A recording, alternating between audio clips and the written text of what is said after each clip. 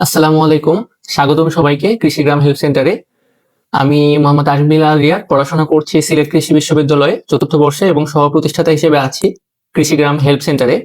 আজকে আমরা জানবো কেঁচোকে আমরা কেন কৃষকের বন্ধু বলে থাকি, কেঁচো আমাদেরকে কিভাবে সহায়তা করে, কিভাবে আমাদের ফলন বৃদ্ধি করে, এই বিষয়ে আজকে আমরা বিস্তারিত জানবো।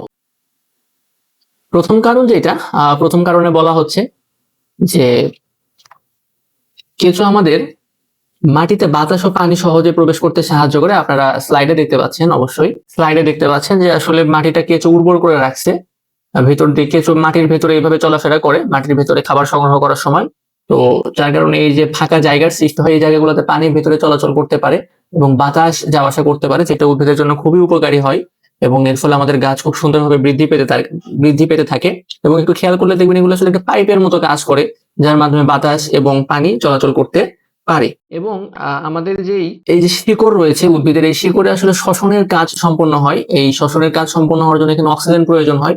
তো বাতাস উপরের দিকে দেখুন, এখানে অ্যারো চিহ্ন দিয়ে দেখানো হচ্ছে, বাতাস উপরে নিচে দিয়ে চলাফেরা করার কারণে আসলে এই জায়গাতে অক্সিজেনের সরবরাহ খুব ভালো হয়। তো এইটা আমাদের একটা উপকার ছিল কেঁচোর। আমরা এখন 2 নাম্বারটা দেখব। 2 নাম্বারে বলা হচ্ছে যে এই কেঁচোর মাটির ভেতর দিয়ে চলাচল করার কারণে আমাদের মাটির ভেতরে একজন আরেকজনের সাথে বিভিন্ন স্তরে মিশে যায়। কেমন মিশে যায় একটু খেয়াল করুন। উপরের যে স্তর রয়েছে, এই উপরের স্তরগুলোতে বিভিন্ন জৈব পদার্থ থাকে, যেগুলো পচে জৈব সার তৈরি হয়। তো এই মাটিটা আমাদের উদ্ভিদের জন্য খুবই উপকারী হয়। তো অন্যদিকে আমাদের নিচের যে মাটিগুলা থাকে, এই মাটিগুলা তুলনামূলকভাবে শক্ত হয়, নিচের মাটিগুলা। তো এইগুলা শক্ত হওয়ার কারণে উদ্ভিদের যে শিকড়টা, এটা ভেতরের দিকে যেতে পারে না এবং সব জায়গায় পুষ্টি উপাদানও সমান হয় না। উপরের অংশগুলোতে পুষ্টি উপাদান আমাদের বেশি থাকে, যেহেতু বললাম যে জৈব পদার্থগুলো পচে উপরে জমা হয়ে থাকে এবং নিচের দিকে আমাদের জৈব পদার্থগুলো আসতে পারে না স্বাভাবিকভাবে। তো কেঁচো যখন এই দিক দিয়ে ভেতর দিয়ে যাওয়া আসা করে, তখন দেখা যায় উপরের যেই আমাদের পুষ্টি উপাদান সম্পূর্ণ মাটি ছিল, সেগুলো আসলে কেঁচোর শরীরের মাধ্যমে বা কেঁচোর মলের মাধ্যমে নিচের দিকে আসে। মলেরটা আমরা পরে দেখব। তো এইভাবেই কেঁচো সম্পূর্ণ মাটিতে পুষ্টি উপাদান সুষম বন্টন করে থাকে। 3 নম্বর স্লাইডে বলা হচ্ছে যে পচা জৈব পদার্থ মাটির সঙ্গে মিশে হিউমাস তৈরি করে। তো হিউমাস কি? হিউমাস আসলে এখানে দেখানো হচ্ছে। তো আমরা আরেকটু বিস্তারিত জানি হিউমাস সম্পর্কে। তো জৈব পদার্থ উপরের জায়গাগুলোতে থাকে এবং আমাদের যে কেঁচো, আসলে এই জৈব পদার্থগুলাই খাবার হিসেবে গ্রহণ করে। খাবার হিসেবে গ্রহণ করার পরে সে যখন এগুলা নিজের শরীরের ভেতরে পরিপাক করে, তখন এগুলো আরেকটু ছোট ছোট কণায় পরিণত হয়, অর্থাৎ জৈব সার আরেকটু ছোট ছোট কণায় পরিণত হয়ে যায়। তো এইগুলা যখন সে ত্যাগ করে মাটির নিচে গিয়ে, তখন আসলে মাটির সাথে এগুলো মিশে হিউমাস তৈরি করে। হিউমাস হচ্ছে আপনার ওই মাটির ধারণ ক্ষমতা, পানির ধারণ ক্ষমতা বাড়ায়।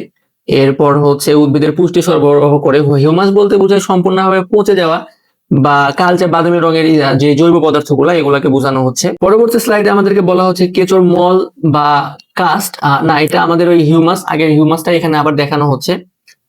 এখানে হিউমাসটাই দেখানো হচ্ছে যে মাটির সঙ্গে মিশে আসলে হিউমাস তৈরি করলো। যে উপরে যে জৈব পদার্থগুলো ছিল, সেগুলো সে সাথে করে নিয়ে নিচে আসছে এবং এগুলো মাটির সাথে মিশে কালো রঙের একটা পচনশীল জৈব পদার্থ তৈরি হয়েছে। এবার দেখানো হচ্ছে কাস্ট। কাস্ট বলতে বোঝানো হচ্ছে যে কেঁচো খাবার গ্রহণ করার পরে যে মল বা অবশিষ্ট যে অংশটুকু থাকে, এটার কথা বলা হচ্ছে।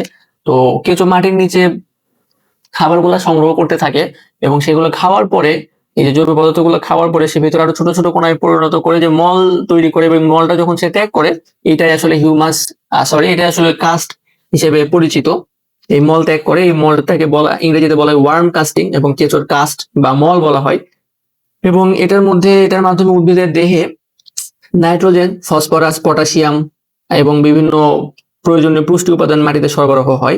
এবং এটার ফলে কাস্ট মাটির সাথে যখন মিশে যায়, এই যে কাস্টগুলা মাটির সাথে মিশে যায় তখন আসলে পুষ্টিমান বৃদ্ধি পায়, পানি ধারণ ক্ষমতা বাড়ে, কণাগুলো ক্ষুদ্রভাবে একত্রিত হয় এবং উদ্ভিদের বৃদ্ধি ভালো হয়। এরপরে আমাদেরকে যেটা দেখানো হচ্ছে যে উদ্ভিদের শিকড় খুব ভালো বিস্তার লাভ করতে পারে। কেঁচো দেখুন দেখানো হচ্ছে মাটির নিচে বিভিন্ন জায়গা দিয়ে এসে যাওয়ার সময় নালা তৈরি করে এবং মাটির ভিতরে একটা গর্তের মতো সৃষ্টি করে, যার ফলে উদ্ভিদের শিকড়গুলা যদি শক্ত থাকে, তাহলে উদ্ভিদের শিকড়গুলা খুব সহজেই ভেতরে ঢুকতে পারে না, কারণ শিকড়গুলো নরমালি খুব নমনীয় হয়। কিন্তু যদি কেঁচো আগে থেকে রাস্তাটা ঠিক করে রাখে, তাহলে খুব সহজেই এর ভিতরে আমাদের উদ্ভিদের যেই শেকড় রয়েছে, শেকড়টা খুব সহজেই মাটির ভিতরে চলে যেতে পারে এবং মাটির নিচে থেকে বিভিন্ন ধরনের পুষ্টি উপাদান, পানি এবং খনিজ লবণ সে শোষণ করে থাকে। এবং আমাদের কেঁচোকে লাঙল হিসেবেও আখ্যায়িত করা হয় কৃষকের বন্ধুর পাশাপাশি।